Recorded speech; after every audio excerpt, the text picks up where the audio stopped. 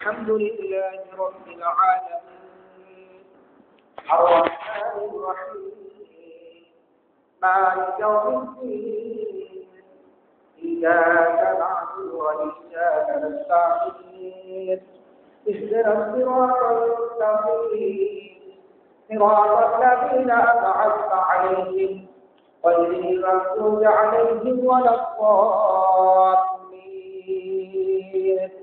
আমিন।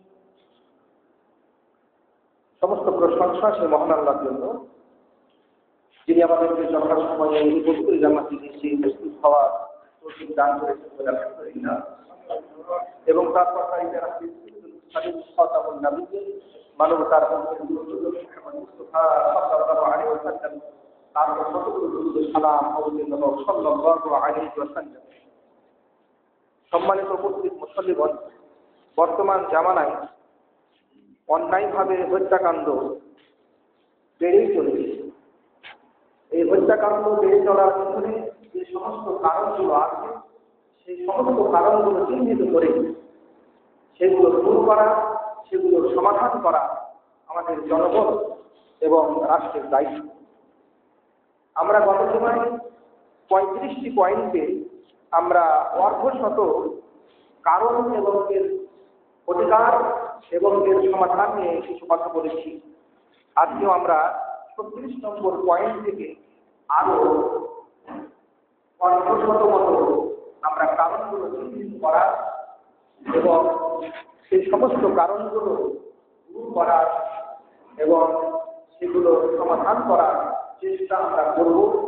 এই আমাদের দায়িত্ব। আমরা যদি এই সমস্ত কারণগুলো চিহ্নিত করে দূর করতে না পারি, তাহলে কিন্তু হত্যাকাণ্ড কখনোই কমানো যাবে না, হত্যাকাণ্ড বাড়তেই থাকে।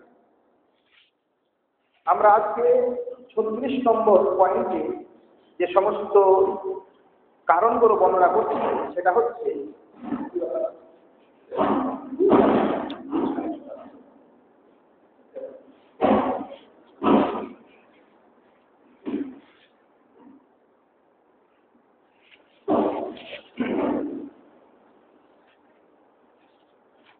যে সমস্ত কারণগুলো আমরা আলোচনা করব, সেটা হচ্ছে অপরাধীর শাস্তি না হওয়া,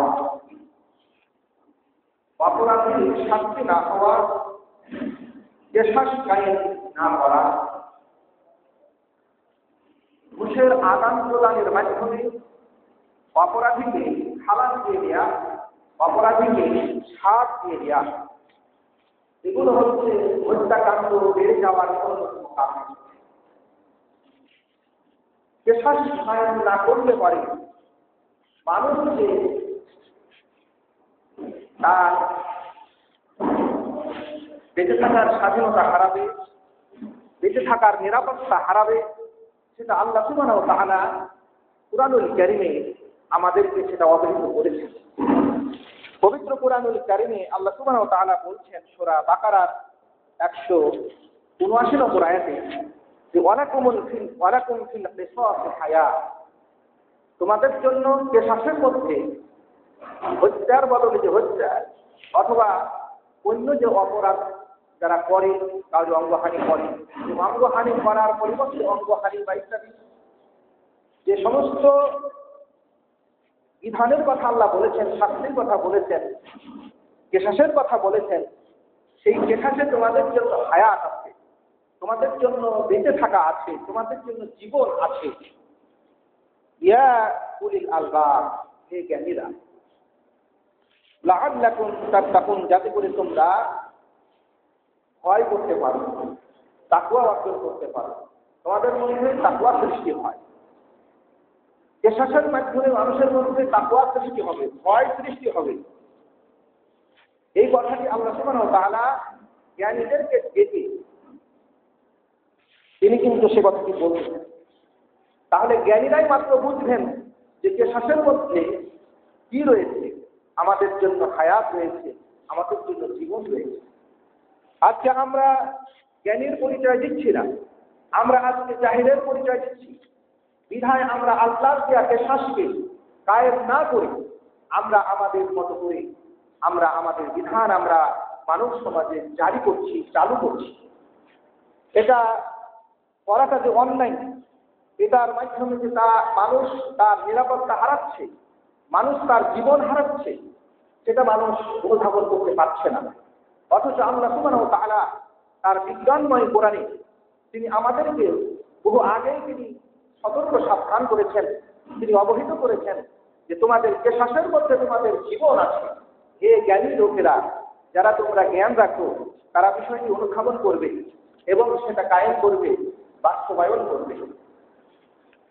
এই জন্য কেশাস সম্পর্কে আমরা ইতিপূর্বে আলোচনা করেছি যে কেশাস কিভাবে সেটা করতে হয় এবং কেশাসের বিনিময়ে যে জিয়াদ, সেটাও আমরা আলোচনা করেছিলাম।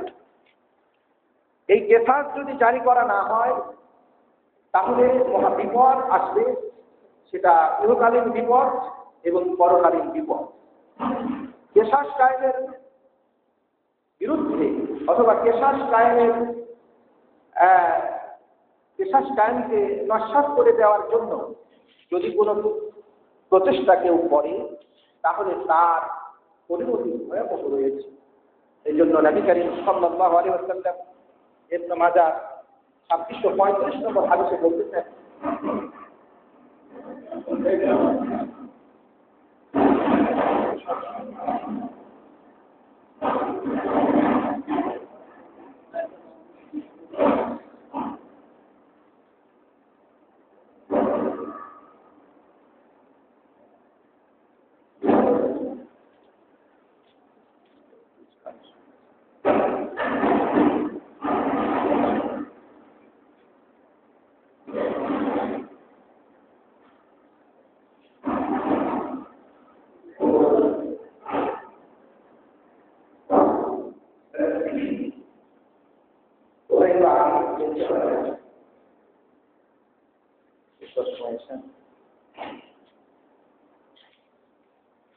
তো রাসূলুল্লাহ সাল্লাল্লাহু আলাইহি ওয়াসাল্লাম ইবনে মাজাহ 2635 নম্বর হাদিসে বলতেছেন যে মান কাতালা আমাদান ফাহুয়া কাওয়া, যেটাকে ইচ্ছাকৃতভাবে হত্যা করবে অন্যায়ভাবে, তার উপরে জারি হবে কেশাস।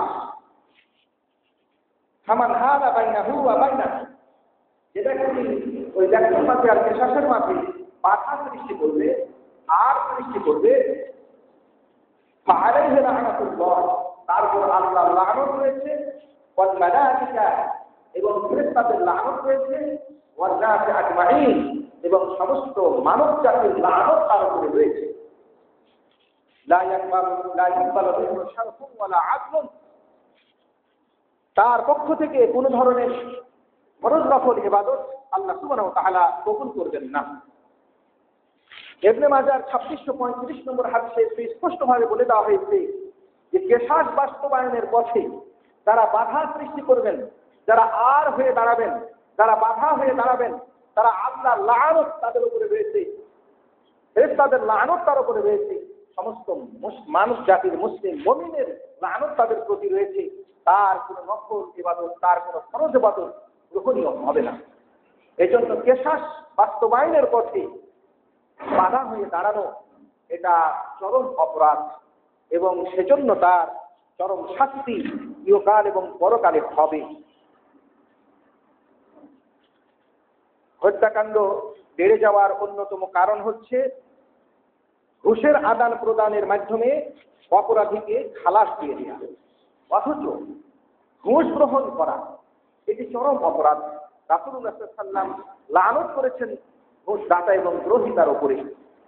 তাদেরকে আল্লাহ তাদেরকে অভিশাপ দিয়েছেন, রাসূল সাল্লাল্লাহু আলাইহি ওয়াসাল্লাম তাদেরকে অভিশাপ দিয়েছেন। আল্লাহ লানত তাদের উপরে নির্ধারিত আছে। এতে যারা ঘুষ খেয়ে টাকার বিনিময়ে অপরাধীকে খালাস দিবে তারা অবশ্যই অপরাধী, তারা অবশ্যই জাহান্নামী। এজন্য চরম শাস্তি তাদেরকে ভোগ করতে হবে। এজন্য তাদেরকে এই সমস্ত কাজ থেকে বিরত থাকতে হবে। অপরাধ বেড়ে যাওয়ার অন্যতম আরো কারণ হচ্ছে 37 নম্বর পয়েন্টে আমরা যেটা বলছি সেটা হচ্ছে অপরাধীর পক্ষে ওকালতি করা। আমরা অনেক সময় দেখি অনেক ব্যক্তি, উকিল ব্যক্তিরা, এরা অপরাধীর পক্ষে ওকালতি করতেছেন, অথচ এটা সুস্পষ্ট হারাম। তারা জেনে শুনে যদি অপরাধের পক্ষে ওকালতি করেন তাহলে অবশ্যই তাদের উপরে আল্লাহর অভিশাপ, আল্লাহর গজব, এরা জাহান্নামী। অনুরূপভাবে অপরাধীদেরকে প্রশংসিত করা, অপরাধীদের পদোন্নতি ঘটানো, অপরাধীকে বাহাবা দেয়া, এটাও হচ্ছে এই হত্যাকাণ্ডের অন্যতম একটি কারণ। অনেক সময় দেখা যায় যে কোনো ব্যক্তি যখন তার বিপক্ষ কোনো ব্যক্তিকে হত্যা করছে অথবা নির্যাতন করছে, তখন তাকে পদোন্নতি দেওয়া হচ্ছে, তার প্রশংসা করা হচ্ছে।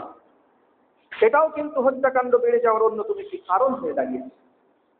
আরেকটি হত্যাকাণ্ডের অন্যতম কারণ হচ্ছে রাজনৈতিক আশ্রয় প্রশ্রয় দেয়া। যখন কোনো অপরাধী কোনো দলের বা কোনো রাজনৈতিক পরিচয় দিচ্ছে, তখন সেই দলের লোকেরা তাকে বাঁচানোর জন্য তাকে আপ্রাণ চেষ্টা করছে, তাকে আশ্রয় দিচ্ছে, প্রশ্রয় দিচ্ছে, তার প্রতি দয়া করছে, মায়া করছে। অথচ অপরাধী দয়া মায়া পাওয়ার হকদার নয়। এই জন্য অপরাধীকে কোনো ধরনের দয়া মায়া এটা করা যাবে না। এটা রাসূলুল্লাহ সাল্লাল্লাহু আলাইহি ওয়াসাল্লাম অপরাধীদের প্রতি সামান্যতম কোনো দয়া, কোনো মায়া প্রদর্শন করেননি। এই জন্য যে হাদিসে আছে, রাসূলুল্লাহ সাল্লাল্লাহু আলাইহি ওয়াসাল্লাম এর সাহাবী হযরত আনাস রাদিয়াল্লাহু তাআলা আনহু তিনি বলতেছেন যে এক দল কিছু ব্যক্তি, উকুল গোত্রের কিছু ব্যক্তি, তারা কিন্তু রাসূলুল্লাহ সাল্লাল্লাহু আলাইহি ওয়াসাল্লামের নিকটে মদিনাতে আসলেন। আসার পরে তারা ইসলাম গ্রহণ করলেন। ইসলাম গ্রহণের পরে মদিনার আবহাওয়া তাদের অনুকূল হলো না। তারা দুধ খাওয়ার আবেদন করলেন যে দুধ খেলে পারে সেটা হয়তো ছেড়ে যাবে বা কিছু। তো রাসূল বললেন যে আমি তোমাদের জন্য দুধের ব্যবস্থা করতে পারবো না, তো তোমরা চলে যাও। কারণ ভূমিতে সাদাকার কিছু উট আছে, সেখানে কিছু উটে দুধ দিচ্ছে, তোমরা সেখানে যাও এবং সেখানে উটের দুধ এবং প্রস্রাব একসাথে মিশাল করে তোমরা সেখানে খাবে বা পান করবে। তো তারা সেখানে গেল এবং সেটা পান করলো। হাত্তা সব্বু, এমনকি তারা সুস্থ হলো, থামিনু, এবং তারা মোটা তাজা হয়ে গেল। তো তাদের মধ্যে শয়তানি জাগলো, তারা মুরতাদ হয়ে গেল। ফাতালু রাইয়া, তারা রাখালকে হত্যা করলো, রাসূলের রাখালগুলাকে তারা হত্যা করলো, তাদের চোখ উপড়ে ফেললো, হত্যা করলো। ওয়াস্তাকুল দাউদা, আর এই উটগুলোকে হাঁকিয়ে ভিতরে দিতে লাগলো। রাতের অন্ধকারে সমস্ত কাজ হচ্ছে। আনাস বলছেন আতান নাবিয়া শরীফ, একজন ঘোষণাকারী আসলেন রাসূলের কাছে এসে বলতেছেন, চিৎকার করে বলছেন যে তোমরা এই আপনার রাখালগুলোকে মেরে ওই উটগুলো নিয়ে এই উকাল গোত্রের এই লোকগুলো যারা ইতিপূর্বে মুসলমান হয়েছিল এরা এই কাজ করে পালিয়ে গেল। রাসূলুল্লাহ সাল্লাল্লাহু আলাইহি ওয়াসাল্লাম কিছু অশ্বারোহী বাহিনীকে তাদের পিছনে ধাওয়া করতে পাঠালেন। আনাস বলতেছেন যে তাদের পিছনে পাঠিয়ে তাদেরকে ধরে নিয়ে আসলেন। অল্প কিছু বেলা হলো, তাদেরকে ধরে নিয়ে আসা হলো। নবী সাল্লাল্লাহু আলাইহি ওয়াসাল্লাম তাদের ব্যাপারে নির্দেশ দিলেন যে লোহাকে উত্তপ্ত করে তাদের চোখগুলোকে উঠিয়ে নেওয়ার জন্য, এবং তিনি নির্দেশ দিলেন তাদের এক হাত এবং এক পা কেটে নেওয়ার জন্য। তারপরে তাদেরকে উত্তপ্ত বালুর উপরে ফেলে দেওয়া হলো, উত্তপ্ত পাথরের উপরে ফেলে দেওয়া হলো। হযরত আনাস রাদিয়াল্লাহু তাআলা আনহু বলছেন, ইয়াস্তাকুন, তারা পানি খাওয়ার জন্য আবেদন করেছে। খাবা শুবু, তাদেরকে পানি পান করতে দেওয়া হয়নি। হাত্তা মাতু, তারপরে তারা মারা গেছে। এই যে বুখারীর এই হাদিস, অসংখ্য জায়গায় বুখারী হাদিস নিয়ে এসেছেন, ইমাম মুসলিম নিয়ে এসেছেন, আবু দাউদ এসেছে, অসংখ্য গ্রন্থে হাদিস এসেছে। এই হাদিসে রাসূলুল্লাহ সাল্লাল্লাহু আলাইহি ওয়াসাল্লাম অপরাধীদের উপরে সামান্যতম কোনো দয়া, সামান্যতম কোনো মায়া প্রদর্শন করেন। অপরাধীরা ওই রাখালগুলোকে হত্যা করেছিল। অন্য বর্ণনায় এসেছে যে রাখালগুলোকে তারা নির্যাতন করে তারা চোখ উঠিয়ে নিয়েছিল, তাদের চোখ উঠিয়ে নেওয়া হয়েছে। তারা ডাকাতি করেছে, সেজন্য তাদের বিপরীত দিক থেকে তাদের পা কেটে নেওয়া হয়েছে, হাত কেটে নেওয়া হয়েছে। তাদেরকে উত্তপ্ত বালুর উপরে ফেলে রাখা হয়েছে। এইভাবে তারা মৃত্যুবরণ করে। এটাই হচ্ছে আল্লাহর বিধান, এটাই হচ্ছে কিসাসের বিধান, এটাই হচ্ছে যারা ডাকাতি করবে তাদের বিধান, এটাই হচ্ছে যারা মুরতাদ হবে তাদের বিধান। যারা মুরতাদ হবে, যারা এইভাবে মানুষকে শাস্তি দিবে, অথবা যারা অন্যায়ভাবে মানুষকে হত্যা করবে তারা যেভাবে হত্যা করবে তাদেরকে সেইভাবেই হত্যা করতে হবে। তারা যদি কুপিয়ে কুপিয়ে একজন ব্যক্তিকে হত্যা করে, তাকেও কুপিয়ে কুপিয়ে যতটি কোপ দিয়েছে এইভাবে হত্যা করতে হবে। কেউ যদি কাউকে পাথর মেরে মেরে হত্যা করে, যতটি পাথর মেরে, অথবা এখানে যেভাবে পাথর মেরে হত্যা করেছে সেইভাবেই তাকে পাথর মেরে মেরে হত্যা করতে হবে। বুখারীর দেখেন 1413 নম্বর হাদিসে হযরত আনাস রাদিয়াল্লাহু তাআলা বলছেন যে এক ইহুদি রাজ্জা রাশা জারিয়াতুন বাইনা হাজারাতাইন। বুখারীর হাদিস, একটা ইহুদি, এক দাসী, এক বালিকা, এক মেয়ের মাথাকে পাথরের উপরে রাখলো, আর এক পাথর দিয়ে সেটাকে ঠেকিয়ে দিল। কিছু স্বর্ণে বা কিছু অলঙ্কারের জন্য, ওই মেয়ের কাছে কিছু অলঙ্কার ছিল, দ্রব্য অলঙ্কার ছিল, সেটা নিয়ে নেওয়ার জন্য, সেটা ছিনিয়ে নেওয়ার জন্য, নিয়ে নেওয়ার জন্য তাকে মেরে ফেললো, যে ওটা নিয়ে চলে গেল। তো তাকে বলা হলো যে অমুক ব্যক্তি কি তোমাকে এটা করেছে?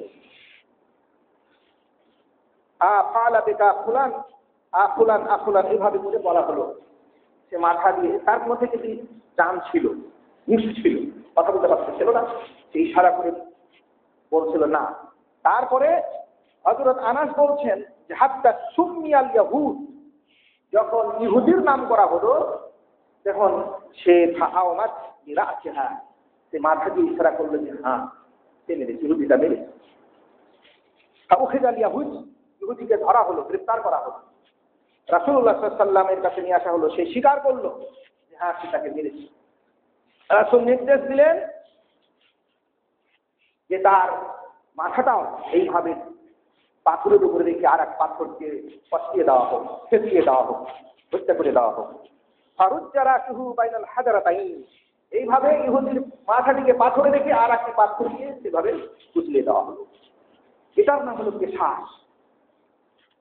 হাদিস বুখারীর এই হাদিস প্রমাণ করে যে যাকে যেভাবে হত্যা করবে তাকে সেভাবে হত্যা করতে হবে। এই কিসাস জারি যদি না করা হয়, এই কিসাস জারির পথে যদি বাধা সৃষ্টি করা হয়, যারা জারি করবে না, যারা বাধা সৃষ্টি করবে, তাদের প্রতি আল্লাহর লানত, ফেরেশতাদের লানত, সমস্ত মানব জাতির লানত, এবং তারা জাহান্নামী। এদের কোনো নফল ফরজ কোনো ইবাদত আল্লাহ সুবহানাহু ওয়া তাআলা কবুল করবেন না। স্পষ্ট ঘোষণা রাসূল দিয়েছেন যে মান হালা বাইনাহু ওয়া বাইনা, যেটা কিসাসের মাঝে আর সৃষ্টি করবে, বাধা সৃষ্টি করবে, তার উপরে আল্লাহর লানত আছে, আল্লাহর গজব আছে, আল্লাহর অভিশাপ আছে, ফেরেশতাদের লানত তার উপরে রয়েছে। তার কোনো ফরজ নফল কোনো ইবাদত গ্রহণ হবে না। এই জন্য কোনো ধরনের দয়া ময়া তাদের উপরে প্রশ্নই আসে না। কিন্তু আজকে অপরাধীদের প্রতি দয়া ময়া দেখিয়ে আজকে অপরাধীর পক্ষে ওকালতি করা হয়, তাদের পক্ষে আজকে তাদেরকে আশ্রয় প্রশ্রয় দেওয়া হয়, দয়াময়া করা হয়। অথচ অপরাধীর পক্ষে ওকালতি করা এটা হচ্ছে হারাম, এটা হচ্ছে চূড়ান্তভাবে হারাম। রাসূলুল্লাহ সাল্লাল্লাহু আলাইহি ওয়াসাল্লাম তিনি সুস্পষ্টভাবে বলেছেন, মান হালাত সাফাহাতুহু দুনা হাদ্দিন মিন হুদুদিল্লাহ ফাকাদ জাআল্লাহ। এই হাদিস আবু দাউদের 3597 নম্বর হাদিস। এই হাদিসে রাসূলুল্লাহ সাল্লাল্লাহু আলাইহি ওয়াসাল্লাম বলতেছেন যে মান হালাত সাফাহাতুহু, যেই ব্যক্তির সুপারিশ, যেই ব্যক্তির সমর্থন, যেই ব্যক্তির আবেদন আর সৃষ্টি করলো, বাধা সৃষ্টি করলো, দুনা হাদ্দিন মিন হুদুদিল্লাহ, আল্লাহ যে হদ দিয়েছেন, আল্লাহ যে শাস্তি দিয়েছেন, সেই শাস্তির পথে, অর্থাৎ সাফাতের মাধ্যমে, সুপারিশের মাধ্যমে সে হদ জারি করাটাকে বন্ধ করে দিল। রাসূলুল্লাহ সাল্লাল্লাহু আলাইহি ওয়াসাল্লাম বলছেন ফাকাদ জাআল্লাহ, যে ব্যক্তি খালি সুপারিশ করতে আসবে, আর কায়েম না হওয়ার পক্ষে যদি খালি সুপারিশ করতে আসে, তাহলে রাসূল বলছেন ফাকাদ জাআল্লাহ, সে ব্যক্তি আল্লাহর সঙ্গে বিরোধিতায় লিপ্ত হলো। সে আল্লাহর সঙ্গে বিরোধিতায় লিপ্ত হলো, তার কারণ আল্লাহর বিধানের বিরুদ্ধে অবস্থান গ্রহণ করলো। যারা আল্লাহর দেয়া হুদুদের বিরুদ্ধে অবস্থান করতে চায়, এরা নিঃসন্দেহে আল্লাহদ্রোহী, এরা চরম অপরাধী, এদের শাস্তি চরম ভাবে আখিরাতে হবে। আল্লাহদ্রোহীর শাস্তি চরম শাস্তি। আল্লাহর সঙ্গে বিদ্রোহ করা, এটা খানিকটা চরম অপরাধ। এটা যে কোনো অপরাধ নয়, এটা কোনো স্বাভাবিক কোনো মামুলি অপরাধ নয়। আমরা আজকে রাষ্ট্রের বিরুদ্ধে কথা বললে, রাষ্ট্রের বিরুদ্ধে কোনো কিছু বললে এদেরকে রাষ্ট্রদ্রোহী বলি, অথচ আল্লাহর বিরুদ্ধে অসংখ্য কাজ সে করতেছে, আল্লাহ দ্রোহী হচ্ছে, অথচ তার বিরুদ্ধে কোনো ব্যবস্থা নাই। অথচ রাসূল সাল্লাল্লাহু আলাইহি ওয়াসাল্লাম বলতেছেন, যে ব্যক্তি আল্লাহর কোনো হুদুদের পথে বাধা সৃষ্টি করবে, তার সুপারিশ, তার সমর্থন খালি বাধা সৃষ্টি করলো, তার সুপারিশের কারণে, তার সমর্থনের কারণে, তার ভোটের কারণে আল্লাহর হুদুদ জারি হওয়া, আল্লাহর বিধান কায়েম হওয়া, আল্লাহর শাস্তির বিধান, চূড়ান্ত বিধান বাস্তবায়িত হওয়া বাধা হয়ে গেল। আল্লাহর নবী বলছেন ওই মানুষগুলো আল্লাহ দ্রোহী। আল্লাহর হুদুদ কি, সেটা আমরা গত জমে আলোচনা করেছি যে আল্লাহর হুদুদ হচ্ছে 6টি। সেটা বলা হয়েছিল হাদ্দুস শরীফা, চুরির শাস্তি; হাদ্দুল কায, অপবাদ দেওয়ার শাস্তি; হাদ্দু শুরবিল খামর, মদ খাওয়ার শাস্তি; হাদ্দুল জিনা, জিনার শাস্তি; হাদ্দুল হারাবা, ডাকাতি, ছিনতাই ইত্যাদি সন্ত্রাসী কার্যক্রমের শাস্তি; তারপরে হাদ্দুল রিদ্দা, মুরতাদ হয়ে যাওয়ার শাস্তি। এই 6টি হুদুদ আল্লাহ সুবহানাহু ওয়া তাআলা আমাদের উপরে ফরজ করে দিয়েছেন যে এই 6টি শাস্তি অবশ্যই বাস্তবায়িত করতে হবে। যদি কোনো ব্যক্তি সেই শাস্তিগুলো বাস্তবায়নের পথে বাধা সৃষ্টি করে, তাহলে সেই ব্যক্তি আল্লাহ দ্রোহী, তার উপরে আল্লাহর গজব, তার উপরে আল্লাহর লানত, সমস্ত মানব জাতির লানত, সমস্ত ফেরেশতার লানত, তার কোনো ফরজ নফল কোনো ইবাদত, তার সালাত, সিয়াম, হজ, যাকাত কোনো কিছুই, ফরজ ইবাদত, নফল ইবাদত কোনো কিছুই গ্রহণ হবে না। রাসূলুল্লাহ সাল্লাল্লাহু আলাইহি ওয়াসাল্লাম বললেন, আমান খাতামা ফি বাতিল ওয়া হুয়া ইয়ালামু, যে ব্যক্তি বাতিলের জন্য ঝগড়া করবে, বিতর্ক করবে, সে জেনে শুনে সেটা করতেছে, জানছে যে সে বাতিল, জানছে যে সে অপরাধী, তারপরেও সে অপরাধীর পক্ষে সে কথা বলছে, অপরাধীর পক্ষে সে ওকালতি করছে, অপরাধের পক্ষে সে বিতর্কে লিপ্ত হচ্ছে জজের কাছে। আল্লাহ রাসূল বলছেন, লাম ইয়াজান ফি সাখাওয়াতিল্লাহ, সে সদা সর্বদা আল্লাহর ক্রোধের মধ্যে থাকবে, আল্লাহর গজবের মধ্যে থাকবে, হাত্তা ইয়ামজিআ আনহু, যতক্ষণ পর্যন্ত সে এই ধরনের বদ আমল পরিহার না করবে। এতে যে মানুষগুলো বাতিলের পক্ষে কাজ করে, বাতিলের পক্ষে ওকালতি করে, বাতিলের পক্ষে, অন্যায়ের পক্ষে এবং অপরাধের পক্ষে ওকালতি করে, এরা হচ্ছে জাহান্নামী। এদের প্রতি আল্লাহর ক্রোধ রয়েছে, আল্লাহর গজব রয়েছে, আল্লাহর শাস্তি রয়েছে। এই হাদিসটি ইমাম আবু দাউদ রাহিমাহুল্লাহ তার সুনানে আবু দাউদের 3597 নম্বর হাদিসে উল্লেখ করেছেন। এই জন্য ইচ্ছাকৃতভাবে জারি করা, কায়েম করা থেকে দূরে থাকার কোনো সুযোগ নেই। কায়েমের পথে বাধা সৃষ্টি করা আর সৃষ্টি করা কোনো সুযোগ নেই। আর এই কারণে আজকে এই হত্যাকাণ্ড বেড়ে চলেছে। আমরা হত্যাকাণ্ডের কারণগুলো চিহ্নিত করতে ব্যর্থ হয়েছি, আমরা তার সমাধান দিতে ব্যর্থ হয়েছি, আমরা তার প্রতিকার করতে ব্যর্থ হচ্ছি। সেজন্য আজকে হত্যাকাণ্ড বেড়েই চলেছে। আমরা হত্যাকাণ্ড বেড়ে চলার জন্য আফসোস করছি, অথচ আল্লাহ যে বিধান দিয়েছেন, আল্লাহ যে সমাধান দিয়েছেন, সেই সমাধানে আমরা কর্ণপাত করছি না। আমরা নিজের মতো করে সবকিছু করছি, অথচ এই হত্যাকাণ্ড বন্ধের ব্যাপারে কত অসংখ্য সমাধান আল্লাহ আমাদের শরীয়তে দিয়েছেন, অথচ সেটা আমরা করছি না।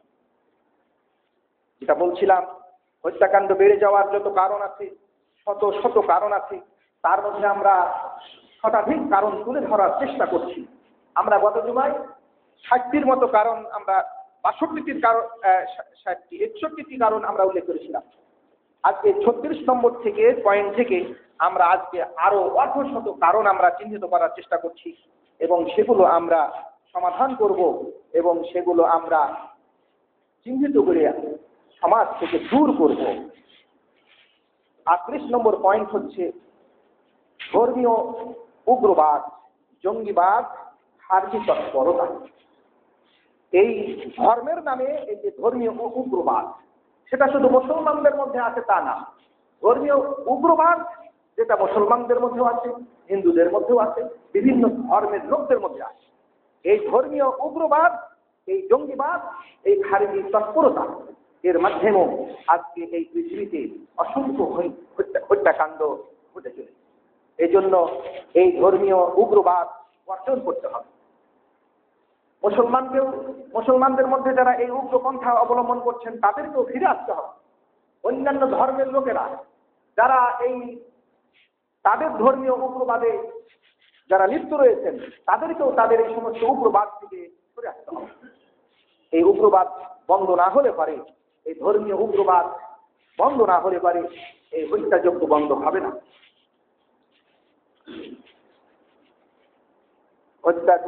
এর অন্যতম আরেকটি কারণ হচ্ছে যৌতুক প্রথা। এই যৌতুক প্রথার মাধ্যমে আজকে সমাজে হত্যাকাণ্ড ঘটে চলেছে, অথচ এটা হারাম একটি প্রথা। কোনো পুরুষ কোনো নারীর কাছ থেকে বা কোনো নারীর অভিভাবকের কাছ থেকে কোনো ধরনের অর্থ সে দাবি করতে পারে না, সে নিতে পারে না।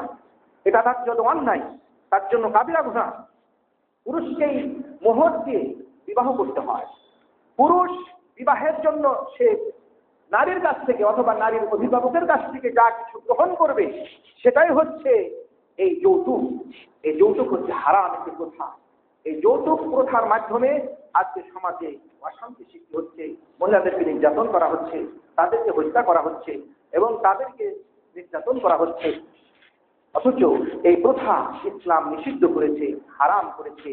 এবং যারা এই যৌতুক যারা নিবে মহিলাদের কাছ থেকে তারা হলো জানেন। যারা মহিলার পিতার কাছ থেকে কোনো ধরনের অর্থ আদায় করবে, অথবা অর্থ আদায়ের চাপ দিবে, এরা হচ্ছে জানেন। অবশ্যই এদের শাস্তি ইহকাল এবং পরকালে আছে।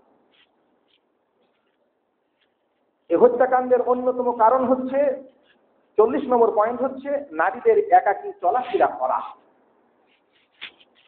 এবং তাদেরকে একাকী বিভিন্ন স্থানে ছেড়ে দেওয়া।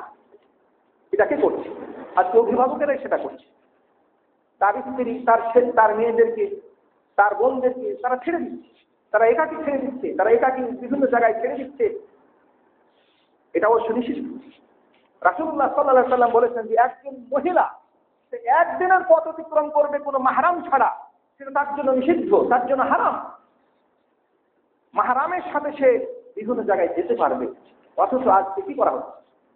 আজকে মাহরামের কোনো তোয়াক্কা নেই, মেয়েকে ছেড়ে দেওয়া হচ্ছে, মেয়েকে ছেড়ে দেওয়া হচ্ছে। এখন মেয়ে তার মতো করে যার সাথে ইচ্ছা তার সাথে যাচ্ছে, যার সাথে সে যাচ্ছে সে মাহরাম নয়। অথচ একজন মাহরাম ব্যতীত কোনো মহিলা একদিনের পর কোনো জায়গায় যেতে পারবে না। এক রাত্রের পর রাত হয়ে যাবে, যদি রাত হয়ে যায় এমন সম্ভাবনা থাকে তাহলে সে একাকী কোনো জায়গায় যেতে পারবে না, তার জন্য মাহরাম থাকতে হবে। আজকে মহিলাদেরকে একাকী ছেড়ে দেওয়া হচ্ছে, একাকী বিভিন্ন স্থানে যেতে দেওয়া হচ্ছে। ফলে আজকে মহিলাদের উপর নির্যাতন হচ্ছে, হত্যা হচ্ছে, ধর্ষণ হচ্ছে। 41 নম্বর পয়েন্টে বলা হচ্ছে যে ধর্ষণ হচ্ছে অন্যতম একটি কারণ, হত্যার কারণ। ধর্ষণ করে হত্যা করছে। অনেক সময় তার প্রেমিক তাকে ধর্ষণ করছে, যে হত্যা করছে। কথিত প্রেমিক তাকে কোথায় নিয়ে চলে যাচ্ছে, তাকে হত্যা করছে। অথচ তার পরিবার ওই মেয়েদেরকে অথবা তার বোনদেরকে এইভাবে নির্যাতিত হওয়ার পর খুলে দিচ্ছে, উন্মুক্ত করে দিচ্ছে। সেটা যদি বন্ধ করতো তারা, তাহলে অবশ্যই এই ধরনের অসংখ্য হত্যাকাণ্ড এড়ানো যেত, কিন্তু সেটা করা হচ্ছে না। রাসূল সাল্লাল্লাহু আলাইহি ওয়াসাল্লাম যেখানে নারীদেরকে একাকী কোনো জায়গায় চলাফেরা করতে নিষেধ করছেন, সেখানে অভিভাবকেরা একাকী ছেড়ে দিয়ে তারা বাড়িতে তারা ঘুমাচ্ছে। তাহলে হত্যাকাণ্ড তো বাড়বেই। আমরা শরীয়তের বিধান যখন লঙ্ঘন করছি তখন আমাদের তো আল্লাহর পক্ষ থেকে, শয়তানের পক্ষ থেকে উস্কানিত আসছে এবং সেটা এক পর্যায়ে হত্যাকাণ্ডের দিকে নিয়ে যাচ্ছে। 42তম কারণ হচ্ছে গুম করা।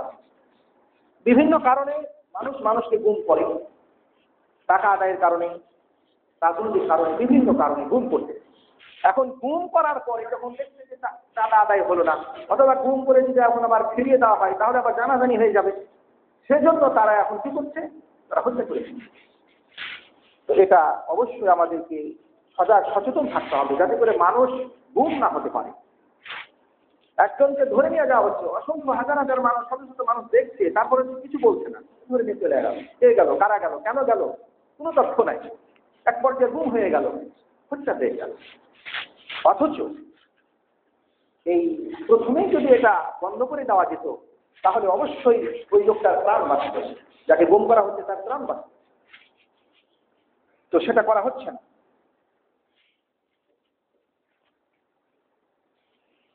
43 নম্বর পয়েন্ট হচ্ছে মাযহাবী দ্বন্দ্ব। মাযহাবী দ্বন্দ্ব, ভুল ফুটুয়া, এগুলার মাধ্যমেও কিন্তু এই সমাজে হত্যাকাণ্ড ঘটতেছে, নির্যাতন ঘটতেছে, মারামারি, দলাদলি, হানাহানি ঘটতেছে এবং ঘটেছে। 44 নম্বর পয়েন্ট হচ্ছে সাম্রাজ্যবাদী আগ্রাসন। সাম্রাজ্যবাদী আগ্রাসন অর্থাৎ যারা নিজেদের সাম্রাজ্যকে বিস্তার করতে চায়, অন্য জাতির সমস্ত মালামাল, ধন সম্পদ, এলাকা ইত্যাদি গ্রাস করে নিতে চায়, এরা একজন অপরজনের উপরে এইভাবে তাদের আগ্রাসন চালিয়ে যাচ্ছে। এর মাধ্যমে সাধারণ মানুষ এরা নিহত হচ্ছে, মারা যাচ্ছে। আর জাতিসংঘের নিষ্ক্রিয়তা, এক দেশ আর এক দেশের প্রতি আগ্রাসন চালাচ্ছে, সাম্রাজ্যবাদী আগ্রাসন চলছে, অথচ আজকে জাতিসংঘ নামক যে অপদার্থ একটি সংঘ, এরা আজকে নির্বিকার, নিষ্ক্রিয়, কোনো কাজ নাই তাদের। তাহলে এই সমস্ত জাতিসংঘ থেকে কাজ কি?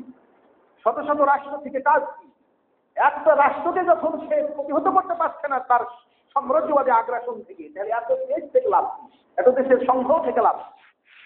এই হত্যাকাণ্ড অন্যতম কারণ হচ্ছে এই জাতিসংঘ অথবা মুসলিম রাষ্ট্রের সংঘ আছে, সেটাই লাভ। একটা মুসলিম রাষ্ট্রকে তাকে আগ্রাসনের শিকার তারা হচ্ছে, তারা আজকে নির্যাতনের শিকার হচ্ছে। আজকে শত রাষ্ট্র, মুসলিম কথিত রাষ্ট্র এবং কথিত রাষ্ট্রের কথিত সংঘ আছে, ওআইসি আছে, ইত্যাদি আছে, এগুলো থেকে লাভই হচ্ছে। এই জন্য হত্যাকাণ্ডের অন্যতম কারণ হচ্ছে জাতিসংঘ নামক সেই সংঘের নিষ্ক্রিয়তা এবং মুসলিম রাষ্ট্রের যে সমস্ত সংঘ আছে তাদেরও এই নিষ্ক্রিয়তা। এটা হচ্ছে এই মুসলিম বিশ্বে, এই পৃথিবীতে হত্যাকাণ্ড বেড়ে চলার অন্যতম একটি কারণ। 45তম কারণ হচ্ছে জাহেলিয়াত বা ওয়াক্ফতা। 46 নম্বর কারণ হচ্ছে চুরি। চুরি করতে গিয়েও অনেক সময় যখন ধরা পড়ে যায় বা ধরা পড়ার ভয় করে, তখন কিন্তু সে মেরে ফেলে দিয়ে চলে যায় বা মেরে ফেলে যায়। চোর কিন্তু চায় চুরি করতে মেরে ফেলার জন্য না, কিন্তু যখন দেখে যে আমাকে ধরে ফেলছে বা আমি আটকা পড়ে যাবো, তখন কিন্তু সে আক্রমণ করে মেরে ফেলে পালিয়ে যাচ্ছে। তাহলে এই চুরিটাও হচ্ছে অন্যতম একটি কারণ, হত্যাকাণ্ডের কারণ। ডাকাতিটাও তো হত্যাকাণ্ডের কারণ, ছিনতাই হত্যাকাণ্ডের কারণ। তো এগুলো সব কারণ, এগুলো অবশ্যই সমাজ থেকে দূর করতে হবে। যারা এই সমস্ত কাজে লিপ্ত আছেন তাদের এই সমস্ত কাজ থেকে দূরে থাকতে হবে। তার কারণে এগুলো শাস্তি দুনিয়াতেও এবং আখিরাতেও আছে। চোর কখনো মুমিন হতে পারে না, ডাকাত কখনো মুমিন হতে পারে না, ছিনতাইকারী কখনো মুমিন হতে পারে না, তাদের মধ্যে কখনো ঈমান থাকতে পারে না, রাসূল বলেছেন। এই জন্য তারা কিন্তু পূর্ণ মুমিন নয়, তারা কিন্তু পূর্ণ মুসলিম নয়, তারা কিন্তু পূর্ণ ঈমানদার নয়। এদেরকে অবশ্যই ইহকাল এবং পরকালে শাস্তি ভোগ করতেই হবে। হত্যাকাণ্ডের অন্যতম কারণ হচ্ছে ভুল বুঝাবুঝি। ভুল বুঝাবুঝির কারণে কিন্তু এই মুসলিম সমাজে বা সারা বিশ্বে এই ধরনের অসংখ্য হত্যাকাণ্ড হতে চলেছে। 48 নম্বর পয়েন্ট হচ্ছে ইমানি দুর্বলতা, ইবাদত বন্দেগী বর্জন করা। এটাও হচ্ছে অন্যতম একটি কারণ। অন্যতম কারণ হচ্ছে 49 নম্বর পয়েন্ট, জাহান্নামের শাস্তি সহ বিভিন্ন শাস্তির ভয় না থাকা। এটা হচ্ছে অন্যতম একটি কারণ। হত্যার অন্যতম আরো কারণ হচ্ছে অযথা কথা কাটাকাটি করা, গালিগালাজ করা, অযথা তর্ক বিতর্কে লিপ্ত হওয়া। এটাও হচ্ছে অন্যতম একটি কারণ।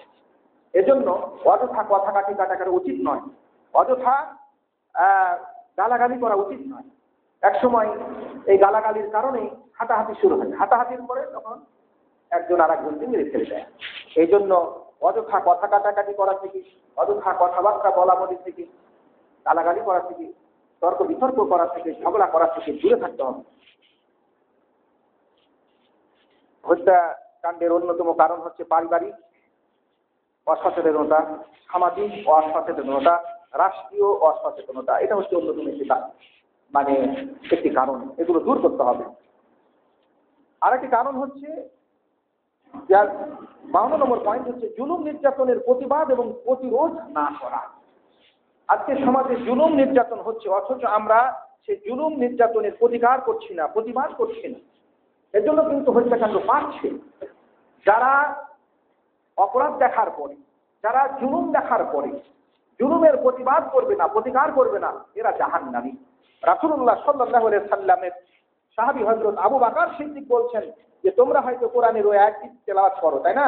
ইয়া আইয়ুহাল্লাযীনা আমানু আলাইকুম আনফুসাকুম লা ইয়াজুররুকুম মান যাল্লা ইযা হাদাইতুম। সূরা মাইদার 105 নম্বর আয়াতে বলা হচ্ছে যে হে ইমানদারগণ, তোমরা যদি হেদায়েতের পথে থাকো তাহলে যারা পথভ্রষ্ট হয় তারা তোমাদের কোনো ক্ষতি করতে পারবে না। তোমরা হয়তো ওই আয়াত পড়ে মনে করছো যে কেউ যদি কাউকে মারে তাহলে মারুক, সে অপরাধী, আমি অপরাধ দেখছি বা আমি তাকে দেখতে মারছি, আমি বাঁচানোর চেষ্টা করছি না, তো আমার কিছু হবে না, এমনটা তোমরা মনে করিও না।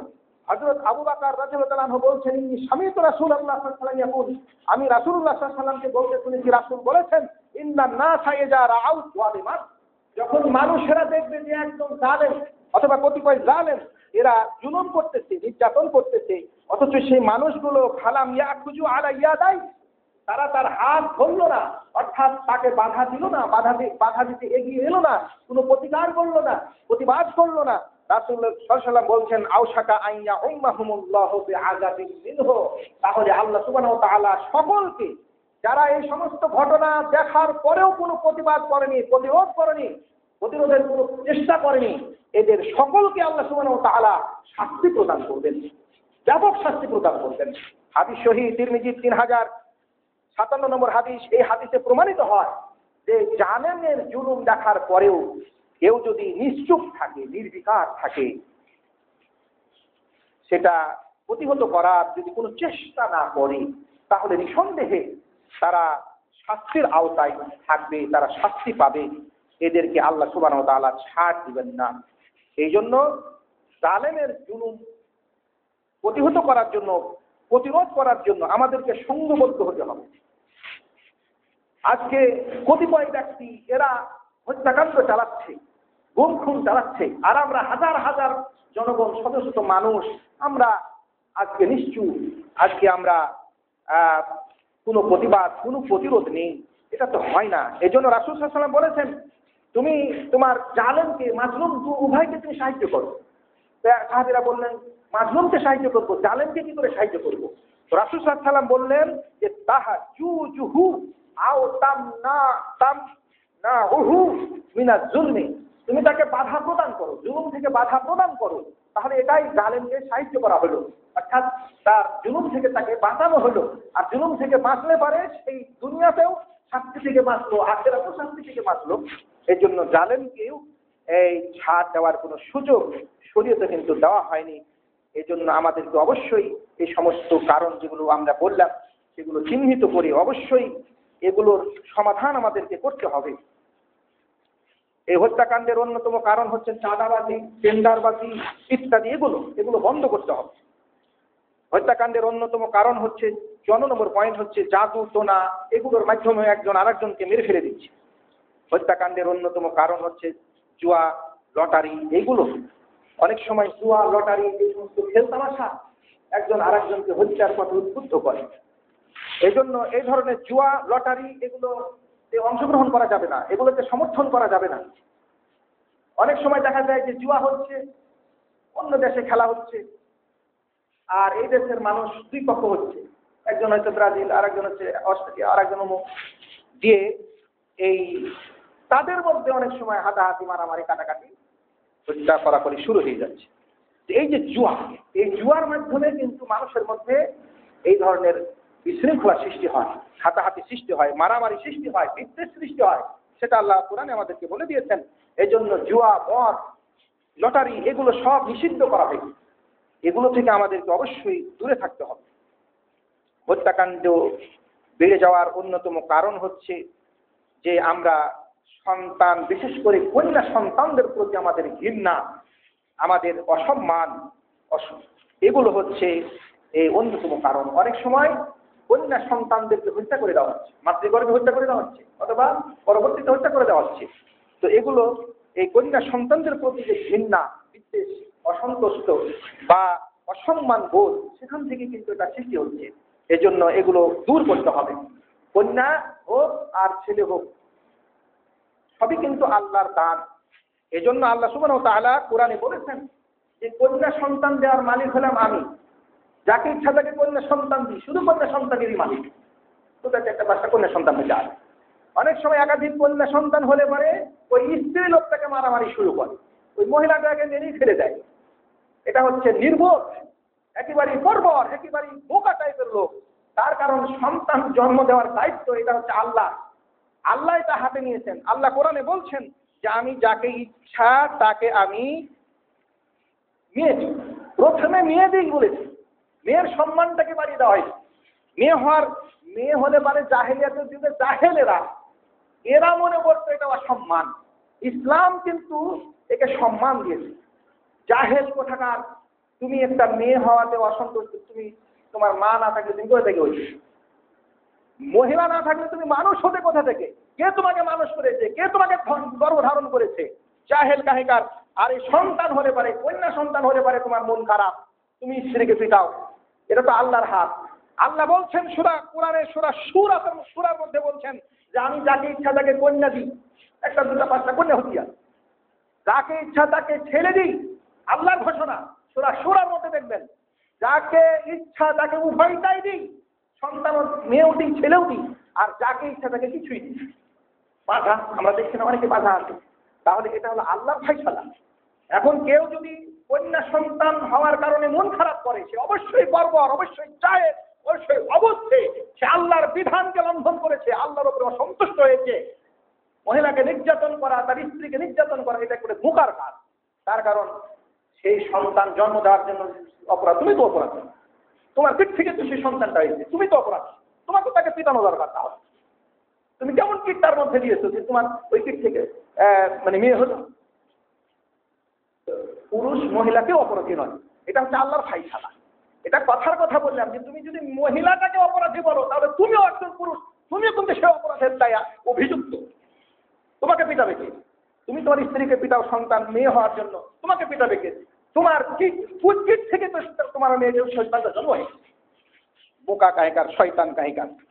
আল্লাহ সুবহানাহু ওয়া তাআলা সুস্পষ্ট ভাবে বলে দিয়েছেন যে যারা জাহেল ছিল সেই যুগে, জাহেলিয়াতের মানুষেরা, তাদের মুখ চোখ কালো হয়ে যেত। সূরা নাহলে 58 নম্বর আয়াতে বলা হয়েছে যে জাহেলিয়াতের যুগের মানুষেরা যখন মহিলা বা মেয়ে বাচ্চা হয়েছে কথা শুনতো, তাদের চোখ মুখ কালো হয়ে যেত। তুমি কি জাহেল নাকি? তুমি কি বর্বর? তুমি কি মুসলিম নও? ওই জাহেলিয়াতের যুগের এই জাহেলি ধ্যান ধারণা তোমার মধ্যে কেন? এই জন্য এটাও কিন্তু আমাদের সমাজে এখন ব্যাপকভাবে ছড়িয়ে পড়েছে। জাহেলিয়াত, কন্যা সন্তানদের প্রতি ঘৃণা, অসম্মান, এর মাধ্যমে অসংখ্য সময় কন্যা সন্তানদের হত্যা করা হচ্ছে, মাতৃগর্ভে হত্যা করা হচ্ছে, অথবা তাকে ওষুধ দিয়ে, মেডিসিন দিয়ে বিভিন্নভাবে তাকে গর্ভপাত করে দেওয়া হচ্ছে। এগুলো অন্যায়, এগুলো জুলুম। এই জন্য অবশ্যই সে হত্যার দায়ে আল্লাহর কাছে দায়ী অবশ্যই হবে। যদিও তার শাস্তি হয়তো দুনিয়াতে হবে না, দুনিয়াতে তার শাস্তি হবে না বা হচ্ছে না, কিন্তু আখিরাতে অবশ্যই তার শাস্তি হবে। হত্যাযোগ্য ছড়িয়ে পড়ার আরো অন্যতম কারণ হচ্ছে আত্মহত্যা। আত্মহত্যার মাধ্যমে হত্যাকাণ্ড বেড়ে চলেছে। হত্যাকাণ্ডের অন্যতম কারণ হচ্ছে 59 নম্বর কারণ হচ্ছে না, 59 নম্বর পয়েন্ট হচ্ছে যে জিহাদ বর্জন করা, অন্যায়ের বিরুদ্ধে জিহাদ বর্জন করা। এটা হচ্ছে অন্যতম কারণ। এই অন্যায়ের বিরুদ্ধে জিহাদ না করার কারণেই আজকে হাজার হাজার মানুষের জীবন আজকে চলে যাচ্ছে। অথচ আল্লাহ কোরআনে ঘোষণা দিয়েছেন যে জিহাদের মাধ্যমেই এই জীবনগুলোকে বাঁচাতে হবে, নির্যাতন বাঁচাতে হবে। আজকে গাজাতে, আজকে ফিলিস্তিনে, আজকে বিভিন্ন দেশে আজকে পাখির মতো করে আজকে মুসলমানকে মেরে ফেলা হচ্ছে। অথচ মুসলমানদের জিহাদের চেতনা নেই, তাদের প্রতিবাদ নেই, প্রতিরোধ নেই। সে কারণে আজকে তারা মেরেই ফেলছে, হাজার হাজার হাজার হাজার মুসলমানকে তারা মেরে ফেলছে, শিশুকে মেরে ফেলছে, মহিলাকে মেরে ফেলছে। এই জন্য জিহাদ ছেড়ে দেওয়াটা এটা হচ্ছে এই হত্যাকাণ্ড বেড়ে যাওয়ার অন্যতম একটি কারণ। 60 নম্বর পয়েন্ট হচ্ছে সম্পদের অহংকার। প্রচুর সম্পদের মালিক হওয়ায় মানুষ মানুষকে হত্যা করা কিছুই মনে করে না, এটা একটা অন্যতম একটি কারণ হয়ে দাঁড়িয়েছে। আর একটি হচ্ছে বংশ, জনগণ বা দলের জনশক্তির অহংকার, এটাও মানুষকে অনেক সময় হত্যাকাণ্ডে উদ্বুদ্ধ করছে যে আমার অনেক টাকা আছে, তোকে মেরে ফেললে কি হবে রে, আমার অসংখ্য জনসংখ্যা আছে, জনগণ আছে, জনসমর্থন আছে, তোকে মারলে কি হবে। এইভাবে এই অহংকার অনেক সময় মানুষকে এই হত্যার দিকে উদ্বুদ্ধ করছে। তো আমরা এখানে 61টি পয়েন্টের মধ্যে পয়েন্ট উল্লেখ করলাম, এক একটা পয়েন্টে একাধিক কারণ রয়েছে, এ মিলিয়ে শতাধিক কারণ আমরা এখানে আলোচনা করলাম এই জুমায়। তো অবশ্যই আমরা এই কারণগুলো চিহ্নিত করে আমরা এগুলোর সমাধানের ব্যবস্থা করব, তাহলে হত্যাকাণ্ড এগুলো সমাজ থেকে দূর করা সম্ভব হবে। আল্লাহ সুবহানাহু ওয়া তাআলা আমাদের সকলকে এই অন্যায়ভাবে এই ধরনের অপরাধে জড়িয়ে থাকা থেকে মুক্ত রাখুন এবং এই অন্যায় অপরাধ এইগুলো নির্যাতন বন্ধের জন্য আমাদের কর্মতৎপরতা, আমাদের ঐক্যবদ্ধ হওয়া এবং এই প্রতিবাদ প্রতিকার করার তৌফিক দান করুন। আল্লাহুম্মা আমিন।